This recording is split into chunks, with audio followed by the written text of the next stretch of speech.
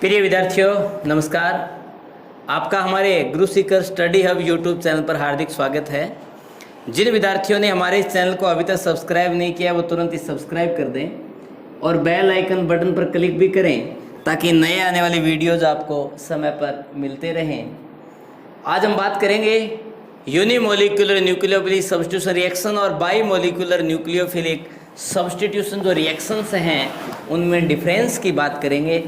तो देखिएगा, difference in between SN1 and SN2 reactions, यानी दो रिएक्शंस हमने पढ़ी थी, यूनिमोलिकुलर न्यूक्लियोफिलिक सब्स्टिट्यूशन रिएक्शन और by molecular nucleophilic substitution reaction.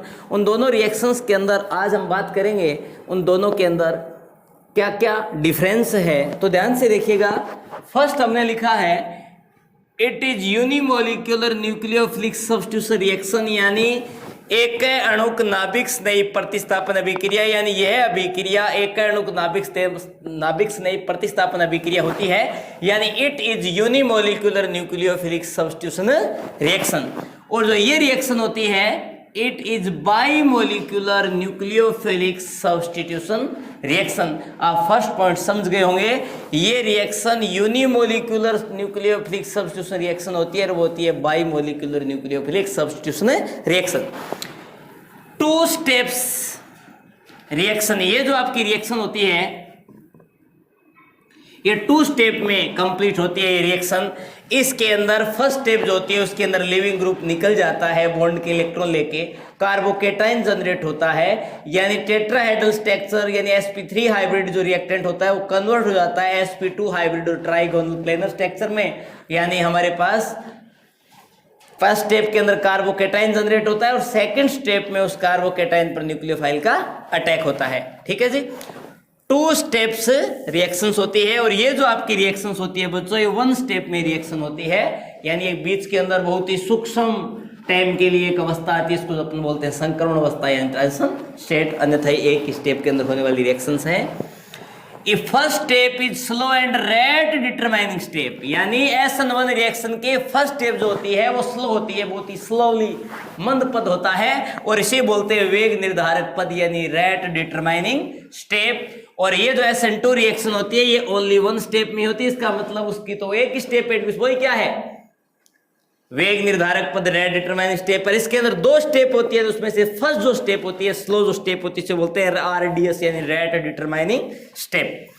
Next है rate of reaction depends on only alkyl halide, यानी ये जो रिएक्शंस होती है वो 2 स्टेप में होती है। पहली स्टेप के अंदर सिर्फ और सिर्फ एल्किल हैलाइड ही काम आता है, जो स्लो स्टेप के अंदर इस बॉन्ड में हेटेरोलाइटिक क्लीवेज होता है और ये सिर्फ फर्स्ट स्टेप में एल्किल हैलाइड का एक ही मॉलिक्यूल काम करता है। इसलिए अपन ने लिखा है कि rate of reaction depends on only alkyl halide, यानी ये जो रिएक्शंस होती है इसका जो वेग होता है वो सिर्फ एल्किल हैलाइड पर ही डिपेंड करता है, क्योंकि हमने लिखा है कि first step is slow and RDS, ये पहली स्टेप होती है स्लो होती है, ये होता है रेट डिटरमाइनिंग स्टेप। इसलिए फर्स्ट स्टेप के अंदर सिर्फ और सिर्फ एल्किल हैलाइड का मॉलिक्यूल ही काम आता है, इसलिए हम क्या कहते हैं कि rate of reaction depends on only alkyl halide. लेकिन जो आपके SN2 रिएक्शंस बच्चों होती है उस रिएक्शंस के अंदर एल्किल हैलाइड्स के अंदर जो हेलोजन एटम होता है वो बॉन्ड के इलेक्ट्रॉन लेकर हैलाइड फॉर्म में निकलता है। उसी स्टेप के अंदर न्यूक्लियोफाइल क्या करता है अटैक करता है। न्यूक्लियोफाइल का अटैक करना और लिविंग ग्रुप का या एलिमिनेटिंग न्यूक्लियोफाइल का बाहर निकलना दोनों एक ही साथ होते हैं। मींस यहां जो रेट ऑफ रिएक्शंस होता है वो दोनों चीजों पे डिपेंड करता है, एल्किल हैलाइड की कंसंट्रेशन पे डिपेंड भी करेगा और न्यूक्लियोफाइल की कंसंट्रेशन पे भी डिपेंड करेगा। तो मैंने लिखा है कि rate of reaction depends on both alkyl halide and nucleophile. इस स्टेप के अंदर ये दोनों के दोनों पर डिपेंड करेगा, एल्किल हैलाइड पर भी डिपेंड करेगा और न्यूक्लियोफाइल पे डिपेंड करेगा, क्योंकि ये एक स्टेप में होने वाली रिएक्शन है और इसकी फर्स्ट स्टेप में दोनों के दोनों मॉलिक्यूल काम आते हैं। ठीक है जी, तो यहां ये रिएक्शन हो जाएगी first order reaction, first order chemical kinetics. ये फर्स्ट ऑर्डर केमिकल काइनेटिक्स है और ये होती है बच्चों सेकंड ऑर्डर केमिकल काइनेटिक्स। आप इसमें एक चीज और लिख सकते हो, इस रिएक्शन की बच्चों मोलिकुलरिटी, इस रिएक्शन की मोलिकुलरिटी 1 होती है और इस रिएक्शंस की मोलिकुलरिटी 2 होती है।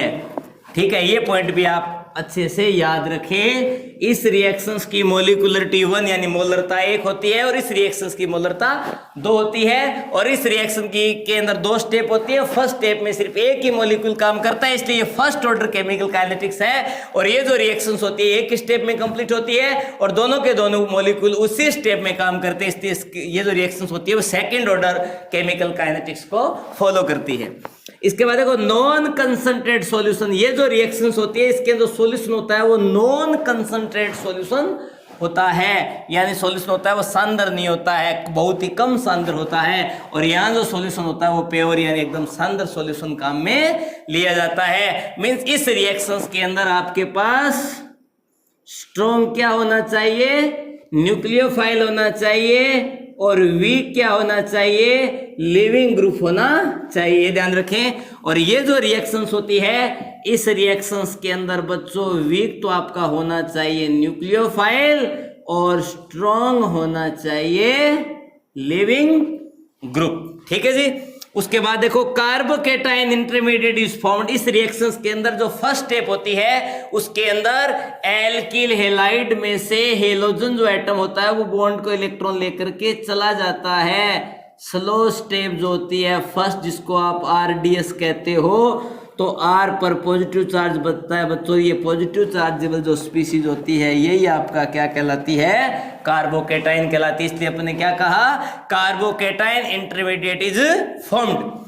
और इस रिएक्शन में क्या लिखा है, take place via only trans state, इस रिएक्शन के अंदर ट्रांस स्टेट बनती है, यानी एल्किल हैलाइड में से हेलोजन एटम को क्या करेगा, वहां से निकल रहा होगा और न्यूक्लियोफाइल का अटैक हो रहा होगा। मीन्स आपको अभी मैंने बताया था कि ये आपके पास कोई बॉन्ड है, यहां से हेलोजन एटम बॉन्ड के इलेक्ट्रॉन लेके निकल रहा है, इसी केस में बैक साइड से न्यूक्लियोफाइल अटैक कर रहा है, यानी ये तो आपका न्यूक्लियोफाइल अटैक कर रहा है और ये आपका लिविंग ग्रुप बाहर निकल रहा है। मींस ये जो स्टेप बच्चों होती है उसको बोलते हैं ट्रांजिशन स्टेट, यानी इसमें ट्रांजिशन स्टेट का फॉर्मेशन होता है।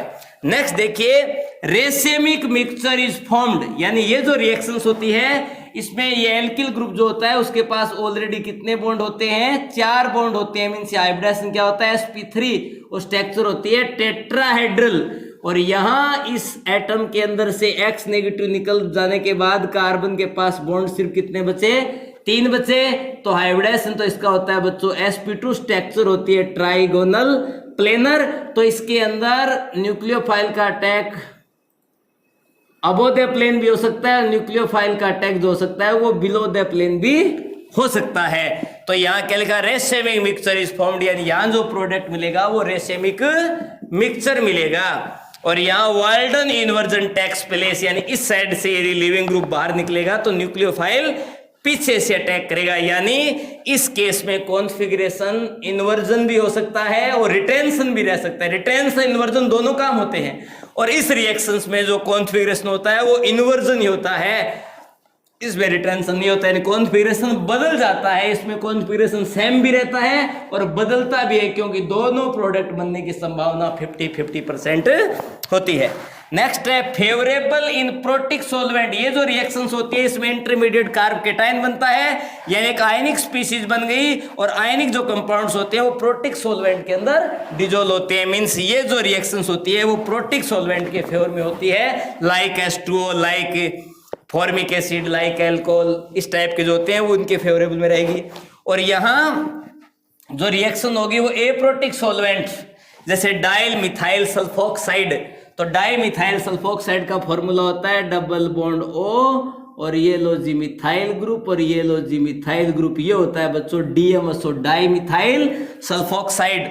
और एक होता है DMF डाई मिथाइल फॉर्मेमाइड, क्या होता है, डाई मिथाइल फॉर्मेमाइड, ठीक है। तो डाई मिथाइल ये आपका हो गया बच्चों फॉर्मेमाइड, तो डाई मिथाइल फॉर्मेमाइड और फॉर्मेमाइड, एमाइड ग्रुप आ रहा है ना, डाई मिथाइल फॉर्मेमाइड। मीन्स यहाँ थोड़ा सा ध्यान रखें, ये डाई मिथाइल फॉर्मेमाइड है, ये होता है डाई मिथाइल सल्फोक्साइड। तो 2 के सॉल्वेंट इस रिएक्शंस के अंदर काम करते हैं।